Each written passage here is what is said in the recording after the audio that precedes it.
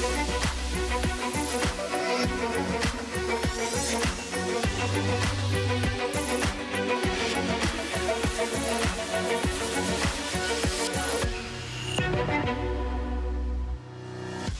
morning. It is Wednesday, the 17th of December. I'm Maeve McMahon, and this is Europe Today, Euronews's daily live fix of European news and analysis.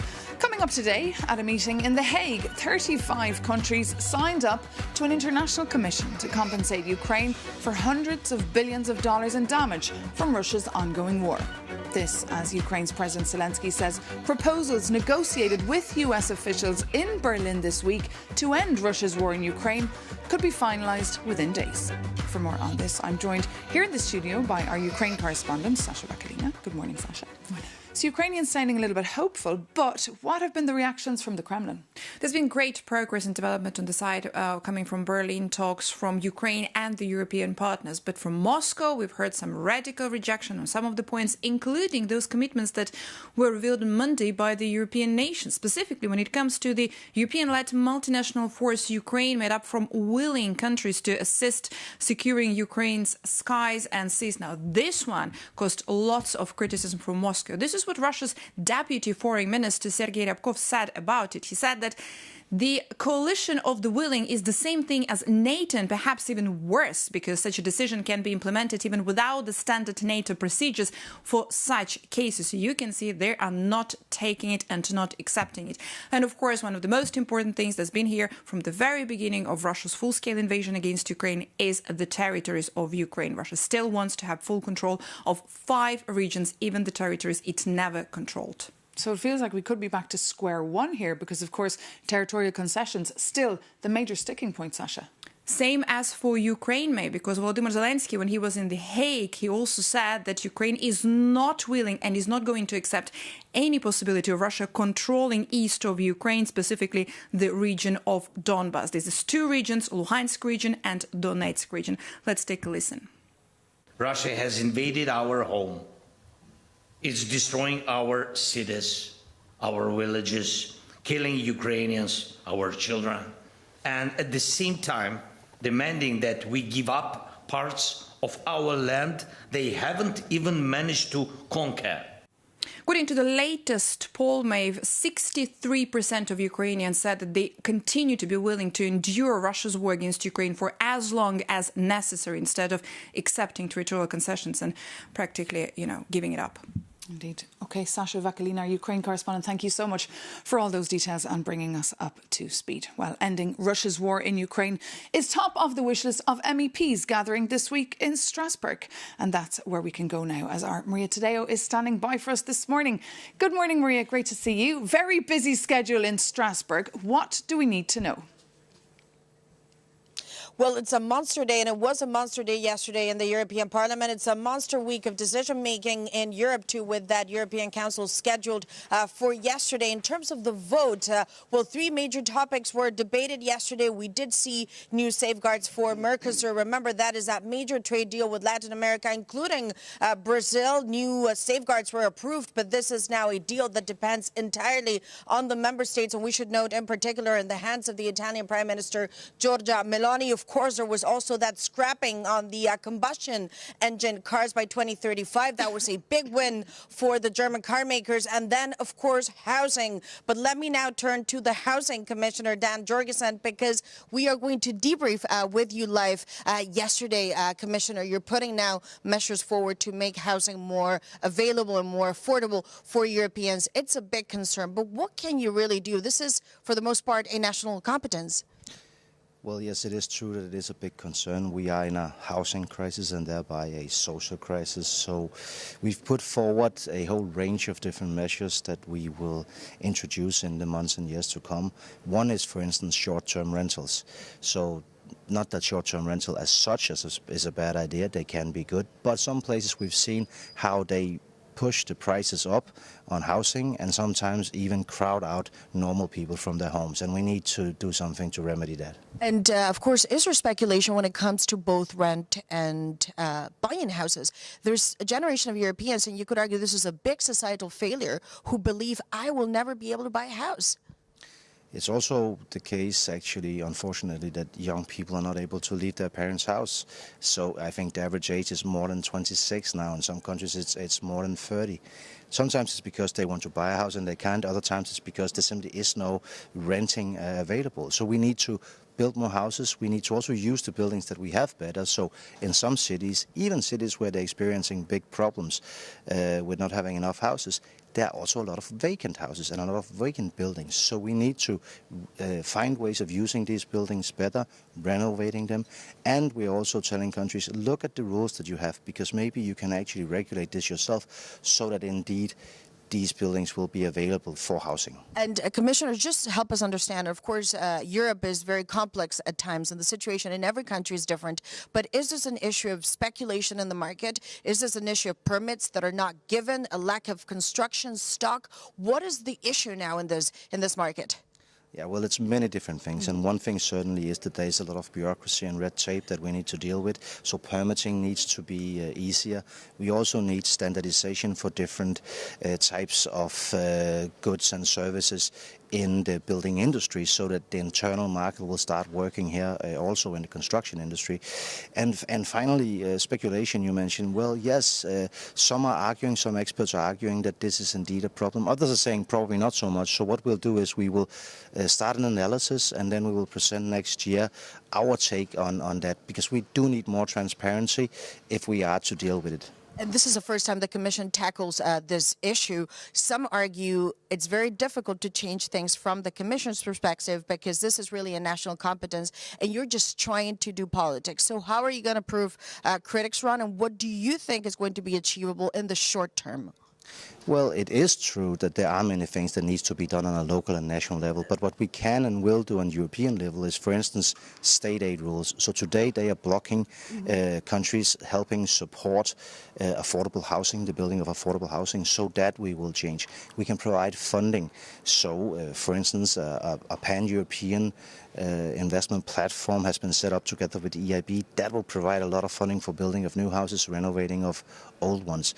And we are also allocating funding on our own budget to help boost the supply. Okay, so you say this is not just optics and politics, that there will be changes coming from the executive, but I have to ask you now, final question, perhaps a broader politics and the geopolitics. This is a very important week for Europe, a very important European Council slated for tomorrow, reparations loan for Ukraine. What do you hope will come and what do you wish to see from European leaders by the end of Thursday? We obviously hope for agreement. This is, as you say, a very turbulent time. It's also a time where we need to stand together in Europe to show decisive action. So yes to reparations loan? We hope, of course, that what has been proposed by the European Commission will be supported. Well, thank you so much, Commissioner. And of course, Maeve, that was Housing Commissioner and also Energy. It's a double portfolio. Dan Jorgensen joining us on Euronews. Of course, the session continues in Strasbourg, and tomorrow we take you back to Brussels. Indeed. Maria Tadeo, Euronews' EU news editor, thank you so much for joining us for that live update from Strasbourg. And of course, to your guest, Dan Jorgensen, the Danish Commissioner. But now, since the war in Ukraine and the geopolitical turmoil around us, EU enlargement is back on the political agenda. Today, Brussels is rolling out the red carpet for aspiring EU members from the Western Balkans. For the day that's in it, our Jakob Janis has been taking a look at European attitudes towards this expansion. Once there were just 6. Not long ago there were 28. Today there are 27. These are not lottery numbers. It is the story of our European Union. And that story is set to gain a new chapter. But should it? Europeans are cautiously supportive. The latest Eurobarometer shows 56% are in favor of a bigger union. 9 countries are in the queue, including Ukraine, Moldova, and the Western Balkan states. For them, it means locking in democracy and prosperity. For us, it means growing our influence. Combine that with some delicious borscht and ayvar, and it's a richer table for everyone. But it's not that simple. EU citizens are concerned, demanding candidates should first tackle corruption and uphold the rule of law. These are critical conditions that cannot be ignored. At the same time, leaving these countries in grey zone risks ceding influence to Russia or China. And while Ukraine is a large nation, most other candidates are small, like Montenegro with its 600,000 people, which can be compared to the size of Antwerp. But as they say, it's not always about size. It's about securing the European family. The question isn't if the EU will grow, but how it will manage it. And you? Would you support it? Do let us know your view. You can write to us at europetoday@euronews.com or reach out to us on social media. But now, coming up, we'll be joined by Vjosa Osmani, the president of Kosovo, elected on a promise to tackle corruption and normalise relations between Kosovo and Serbia. President Osmani has been in Paris since 2021, and she's in Brussels today for the EU Western Balkans Summit. Good morning, President. Good morning. Lovely to have you with us here on Europe Today. So, of course, Kosovo's not yet a candidate country for EU membership. It's not recognised by 5 EU countries. Will it ever be a member of the EU, do you think? Absolutely. It's our destiny. It's something that we've worked for a very long time. And while practically speaking, we've only applied a few years ago, and we're hoping for our application to be on the table of the members of the Council very, very soon. In fact, as an identity, as a country, as a nation, we've been contributing to the values on which the European Union stands for centuries. So we strongly believe that while it's a very complex process, if the merit-based criteria is used, Kosovo actually would have been a front runner by now. But it's complex in our case additionally because of the 5 non-recognizers who we truly do hope will understand that having Kosovo as a member of the Union, it's not just at the benefit of the people of Kosovo, but it's a strategic imperative, it's a security imperative for the entire continent. And as you say, it's a very complex process. How would you rate perhaps your progress towards getting in line with EU standards and making sure that reforms are done, the most urgent ones? Well, if we look at what the EU says about that progress, Kosovo is right now at a 100% alignment with the common foreign and security policy of the European Union. Every single decision in these areas is completely aligned, whether it's sanctions against Russia or against other adversaries of the Western world and what the EU represents today. In terms of values, Kosovo is also entirely aligned. In terms of rule of law reforms, we are a front runner.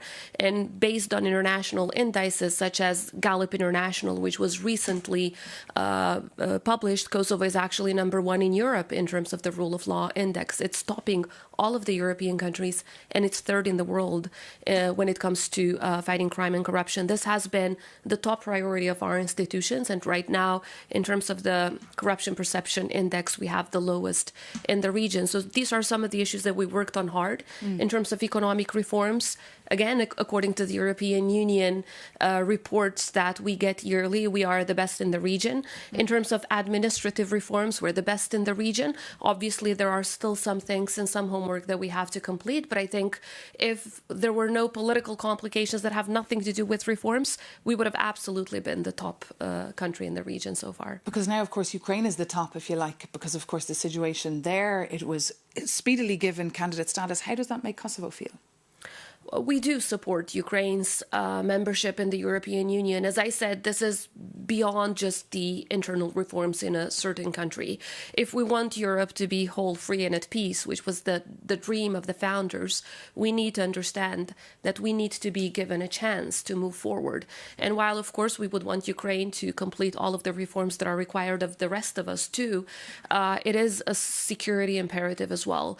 Look, adversaries such as Russia, China and Iran do not leave any space without having it used. So there's no vacuum. If the European Union, if the transatlantic relationship is not, of course, having its influence in the Western Balkans, someone else will come, not for charity, but because they have strategic interest there. So we need to make sure that whether it's Ukraine or the Western Balkans, again, on a merit-based process, move forward. Okay. That is your destiny, as you say. President Osmani, thank you so much for coming into us today on Europe Today, and all the best for your long long, busy day here in Brussels. But that, in fact, does bring this edition of Europe Today to an end. Thank you so much for tuning in. For more on those votes in Strasbourg today or the EU Western Balkan Summit, do visit our website, euronews.com, for longer reads. And join us again tomorrow morning as the EU Summit gets underway. We'll be joined by the Prime Minister of Luxembourg, Luc Frieden. So don't miss that. See you soon on Euronews.